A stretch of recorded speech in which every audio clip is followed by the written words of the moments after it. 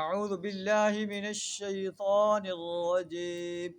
بسم اللہ الرحمن الرحیم کلا لما یقض ما امرہ فلینظر الانسان الى طعامہ انا صببنا الماء صبا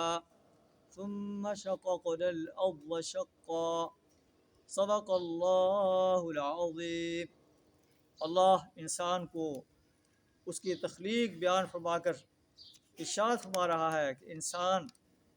اپنی تخلیق پر غور کرے، کیسے اللہ نے اسے ایک حقیر نطفے سے پیدا فرمایا اور اسے ماں کے پیٹ کے اندر مختلف مراحل سے گزارتے ہوئے ایک بچے کی شکل میں پیدا فرمایا، پھر اس کی نشو و نما کی، اسے جوانی عطا کی، پھر بھی وہ اللہ کی وحدانیت کا انکار کرتا ہے۔ وہ اللہ جس نے اسے پیدا کیا، جس نے اس کی تقدیر مقرر کی،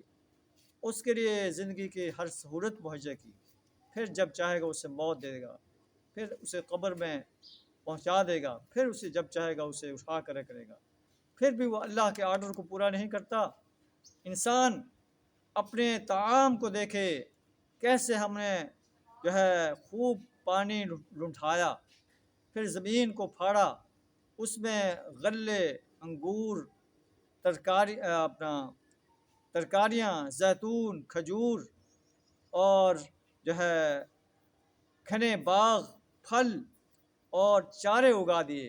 یہ سارے اس کے لیے زندگی کا سامان ہے اور اس کے لیے مویشیوں کا بھی سامان ہے۔ یہ ساری سہولتیں اللہ نے مہیا فرما کر انسان کو یہ حکم دیا ہے کہ وہ اللہ کی بندگی کرے، اللہ کی پرستش کرے، اللہ کی غلامی اختیار کرے، اللہ کی اطاعت کرے، اللہ ہی کو پکارے، اللہ ہی سے دعا مانگے، اللہ ہی کی حاکمیت کو تسلیم کرے، اللہ کی حاکمیت کو قائم کرنے کے لیے میدان عمل میں آنے کی جرات کرے۔ اللہ سے دعا ہمیں اپنی زندگی کو اپنے اور اپنے پیارے رسول صلی اللہ علیہ وسلم کی زندگی کے ہر شعبے میں اطاعت میں گزارنے کی توفیق عطا فرمائے۔ وآخر دعوانا الحمد للہ رب العالمین۔